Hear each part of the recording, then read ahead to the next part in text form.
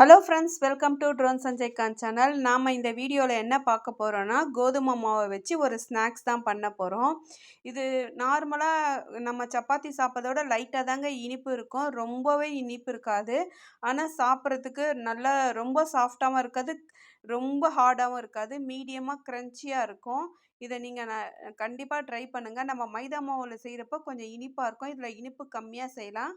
வாங்க, முதல்ல நம்ம வந்து அதுக்கு 2 கப்பு மைதா எடுத்துக்கலாம். ஒரு 3 ஸ்பூன் ரவை எடுத்துக்கலாம்.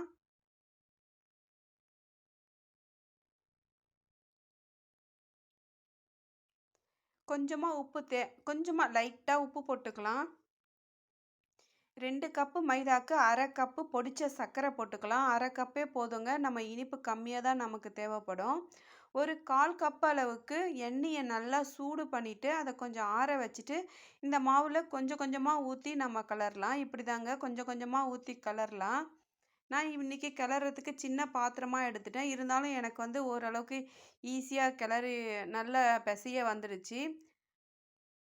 அந்த எண்ணெய் ஃபுல்லாக காலியான பிறகும் நமக்கு தேவையான அளவுக்கு தண்ணி ஊற்றி நம்ம வந்து சப்பாத்தி மாவை விட கொஞ்சம் கட்டியாகவே பிசைஞ்சிக்கலாம். ரொம்ப நமக்கு வந்து சப்பாத்தி வந்து கொஞ்சம் சாஃப்டாக இருக்கும், அவ்வளோலாம் இல்லாமல் கொஞ்சம் ஹார்டாகவே நம்ம பிசைஞ்சி எடுத்துக்கலாம்.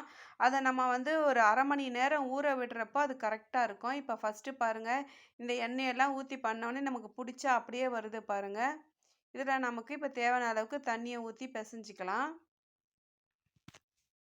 இந்த பிசைறதுல தான் இருக்குது. நம்ம வந்து ரொம்ப சாஃப்டாக பிசையக்கூடாது, ஓரளவுக்கு நல்லா பாருங்கள், நல்லா கொஞ்சம் ஹார்டாகவே பிசைஞ்சு நம்ம இப்போ இதை மூடி வச்சிடலாம். ஒரு 1/2 மணி நேரம் கழித்து எடுக்கலாம். அவ்வளோதான், 1/2 மணி நேரம் ஆயிடுச்சு. இப்போ வாங்க எடுத்து பார்ப்போம். இது இப்போ கொஞ்சம் ரொம்பவே நல்ல ஒரு சாஃப்ட்னஸாக இருக்கும். இருந்தாலும் நமக்கு ரொம்ப கொஞ்சம் தண்ணி விட்டா மாதிரி இருந்ததுன்னா நமக்கு எண்ணெய் ரொம்ப குடிக்கும். இதில் வந்து நம்ம அப்படியே வச்சு நம்ம பூரி மாவு திரட்டுற மாதிரி திரட்டலாம். நம்மளுக்கு எந்த அளவுக்கு தின்னு வேணுமோ அவ்வளோ மெலிசாக நம்ம திரட்டிக்கலாம். நம்ம இப்போ சப்பாத்தி வந்து எவ்வளோ மெலிசாக திரட்டுவோமோ அதே மாதிரி 2 மடங்கு நம்ம திரட்டினாவே போதும். அவ்வளோ மெலிசாக இல்லாமல் அதை விட 2 லேயர் வச்சா எவ்வளோ இருக்குமோ அவ்வளோ பண்ணோம்னா நம்ம இதை கட் பண்ணிவிட்டு எண்ணெயில் போடுறப்போ அது நல்லாவே பெருசாகுங்க. அதுக்காக தான் நம்ம கட் பண்ணுறப்பே ரொம்ப தின்னாக எடுத்துட்டோம்னா ரொம்ப பெருசாகிடும். நமக்கு ஓரளவுக்கு கொஞ்சம் நல்லாவே மெலிசாக எடுத்துகிட்டு அதை அழகாக நம்ம கத்தியை வச்சு நல்லா ஷேப் நம்ம வெட்டிக்கலாம். இதுக்கு எண்ணெய் நமக்கு வந்து அதை திரட்டுறதுக்காக பொடி மாவு எதுவுமே தேவைப்படாது. ஏன்னா நம்ம நல்லா எண்ணெயை ஊற்றி தான் பிசைஞ்சு வச்சுருக்கோம். அதனால அது ஒரு 1/2 மணி நேரம் ஊறுனதுனால ஆர்டினரி அது ரொம்பவே சாஃப்டாக இருக்கும். அவ்வளோதான், நம்ம கத்தியை வச்சு உங்களுக்கு என்ன ஷேப் பிடிக்குதோ நீங்கள் கட் பண்ணி எடுத்துக்கோங்க. நம்ம எடுத்துகிட்டு எண்ணெயில் போட்டுட்டோம்னா இந்த ஸ்நாக்ஸ் ரெடி ஆகிடும். ரொம்பவே இதை சுகர் இருக்கவங்க கூட சாப்பிட்லாம். இதில் ரொம்பவே நம்ம சர்க்கரை கம்மியாக போட்டிருக்கிறதுனால, அதுவும் வீட்டில் பண்ணுறதுனால ரொம்பவே உடம்புக்கும் நல்லது.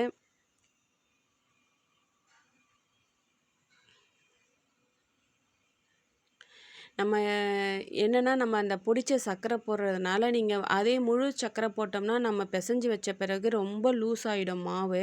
நம்ம நல்லா பொடிச்ச சர்க்கரைலாம் போட்டு வச்சதுக்கப்புறமா பிசைஞ்சு வச்சோடனே அந்த டைட்னஸ் ரொம்ப டைட்டாக பிசைஞ்சிருந்தேன் பாருங்கள், அது கரெக்டான பதத்துக்கு வந்துட்டு நமக்கு இதை கட் பண்ணுறதுக்கு எடுக்கிறதுக்கு எல்லாமே ரொம்பவே ஈஸியாக இருந்தது. எதுவுமே ஒட்டவே கிடையாது. எடுத்து அப்படியே எண்ணெயில் போடவும் நல்லா இருந்தது.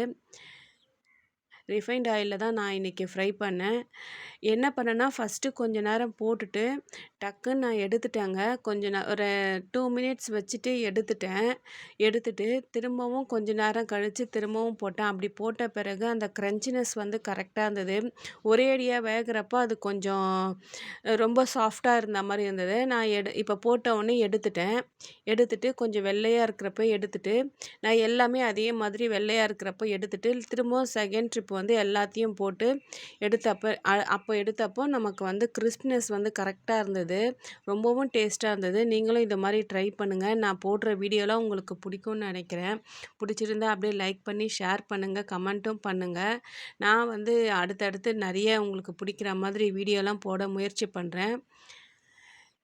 இது வந்து நானு ஏற்கனவே பண்ணியிருக்கேங்க. ஆனா, இப்போ வந்து இந்த முறை செஞ்சது ரொம்ப ஸ்வீட் கம்மியா, நல்ல அந்த சாஃப்ட்னஸ்லாம் ரொம்ப சாஃப்ட்டாவும் இல்லாம, ரொம்ப கிரிஸ்பியாவும் இல்லாம, கடகடன்னு இல்லாம கரெக்ட்டான லெவல்ல இருந்தது. இத நீங்களும் ட்ரை பண்ணுங்க.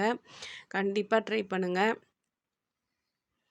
என்னோட சேனல்ல இருக்கிற வீடியோலாம் பாருங்க. அதில ஏதாவது உங்களுக்கு என்ன மாதிரி வீடியோ வேணும்னு சொல்லிட்டு அப்படியே எனக்கு கமெண்ட்டும் பண்ணுங்க. புடிச்சிருந்தா லைக் பண்ணி, ஷேர் பண்ணி, கமெண்ட் பண்ணுங்க. Thank you.